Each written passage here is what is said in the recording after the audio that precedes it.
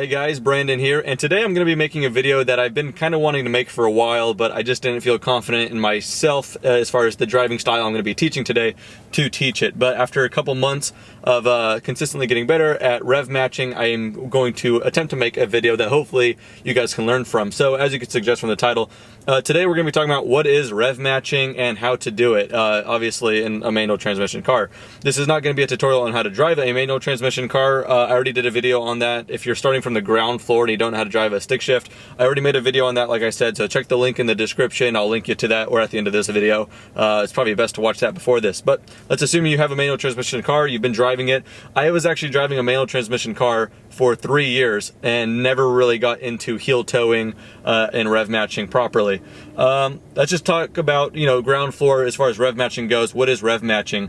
Rev matching also happens on automatic cars like sports cars with paddle shifters.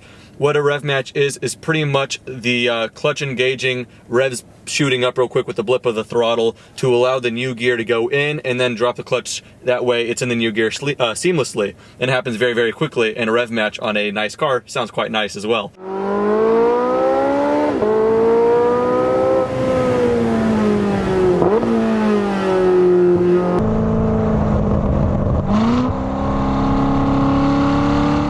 So if you're on a, in a Corvette, like the 8-speed automatic, you flip it down a gear, it's very smooth. You don't feel like the car bogged or anything, but you hear the revs build up. That's what a rev match is.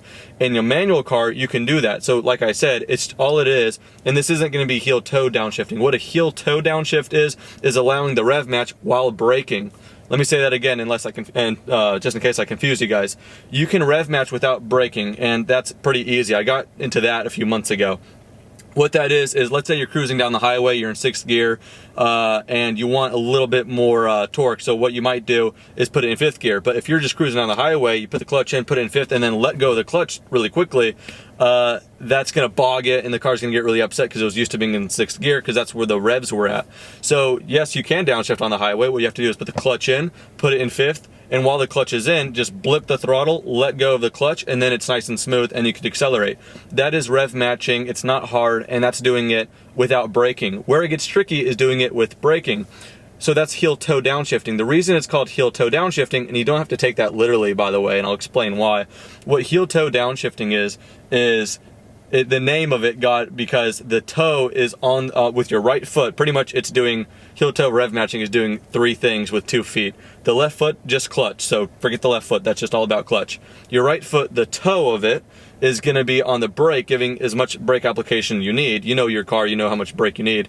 The tricky part is the heel of your foot is blipping the throttle instead of you just hammering it down, because remember, you need a brake on a heel toe downshift. I started getting good at heel toe downshifting when I didn't heel toe. I took it too literally, and my pedal position, the gas pedal, is just kind of small and it's just higher up, too high for me to give it my heel.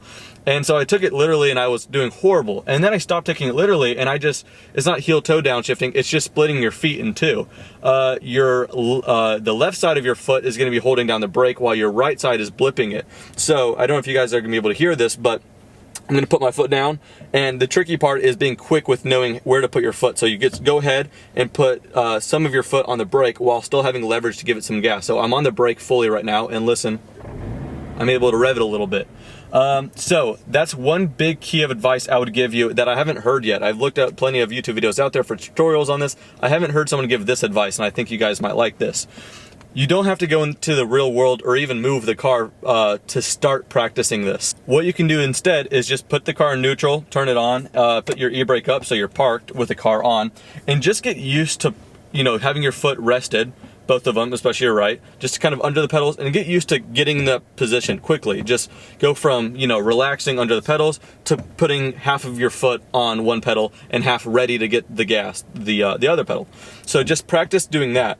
And then once you feel like you're pretty, and by the way, that took me about a day, because sometimes I would miss the brake, or if my feet were wet because it was raining, my foot would just slip off the brake, and it can get a little dangerous. So I'd recommend practicing somewhere with not a whole lot of cars, to say the least. But anyway, so get good at just placing your foot right. And then once you feel good about placing your foot in the right spot quickly, hold down the brake at different levels. Let's put all the brake down first. Again, we're not moving anywhere. Put all the brake down and blip a little bit of throttle. put all the brake down, flip a little throttle. Get used to that weird like motion of your foot just doing that. And then just use a bit of brake pressure and try to do the same thing. You're not going to get there because you're so used to putting a certain amount, so you have to put even more down. And that's the tricky part about heel toe downshift and rev matching that way, is whether you're putting a little bit or a lot of brake, the rev match itself has to be the same. So again, let's say the brake is right here, this is your foot. You have to give it that kind of blip there. Let's say you put the pedal down more, it needs a little bit less of a blip because your foot's already so far down there, versus if you're only giving a little bit of brake, you have to really put your foot down there. I'll try to get some close-up shots of my feet in case this didn't make any sense. I could understand. But anyway, so that's pretty much my big advice. And we'll go on a quick drive and kind of show you guys this in practice. But big advice, before you even get rolling, just sit in your car and get good at placing your foot in the right spot to where you can use both pedals with your right foot. Brake and gas. And then use a lot of brake pressure, gas. A little bit of brake pressure, gas. And make sure the revs are the same, okay? So, I don't think I really need to tell you guys when to rev match. I think you guys might know that because you've been driving a manual transmission. In case you don't, if you're driving spiritedly, obviously you're trying to get your brake for a corner, but keep the revs where you have the most torque.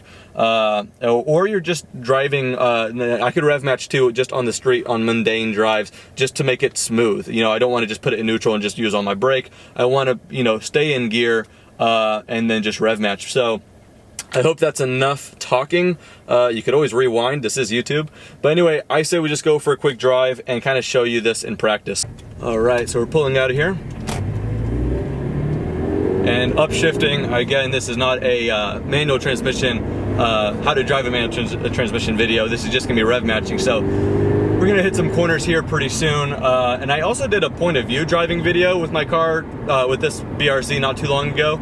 And that's when I was getting pretty decent at heel toeing. So you can see that, and kind of, hopefully the point of view showed low enough to where you could see my foot kind of try to get two pedals in there. But anyway, let's try to build up some speed. That way we need some braking. So I'll tell you this right now. Right now we're doing about 50 miles an hour in fifth gear. We're at just under 3,000 RPM.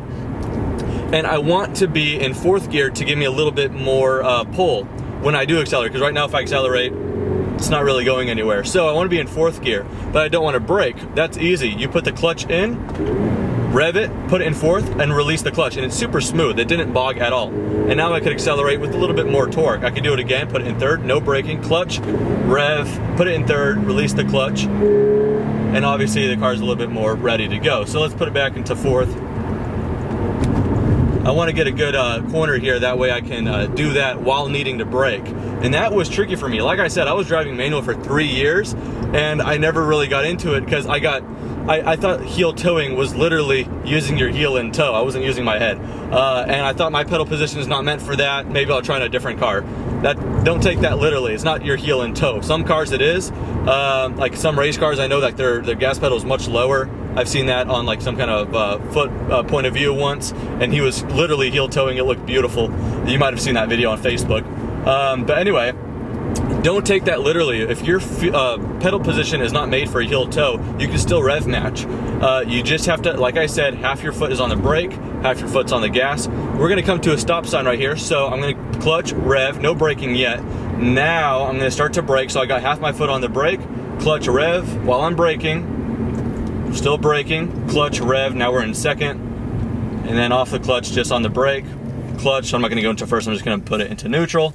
There we go. And then obviously we're just gonna start rolling away here. I don't really have a way to mount like a GoPro in the footwell or anything like that, so hopefully I can just hold my DSLR there when I'm staying still, so you could get what I mean by rev matching without braking, and then rev matching with braking, or heel toe downshifting, if you get what I mean. So yeah, hopefully that just about does it. Let's try to, I think there's another stop sign coming up here.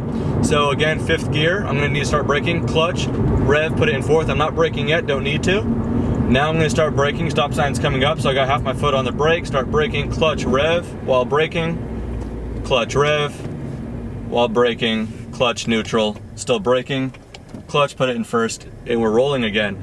It's not that hard, and I'm not a multitasker. Learning manual in the first place was actually kind of difficult to me, if I'm honest. But once I got that down, like I said, it took 3 years for me to even start diving into this. And I will be honest, as far as my learning curve, it was different.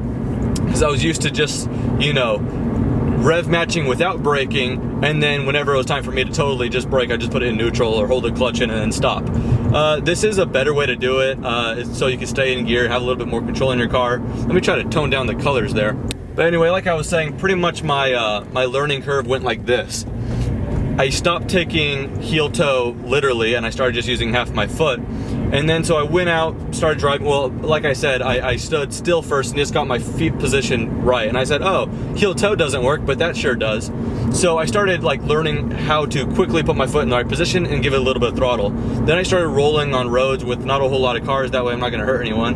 And then what I started doing was, you know, rev matching the way. No, let's say I'm just cruising, and then I'm like, let me slow down a little bit, and I would clutch, blip it without braking. Then I would start to come to a full stop, like I am right now. Again, brake, and then clutch throttle.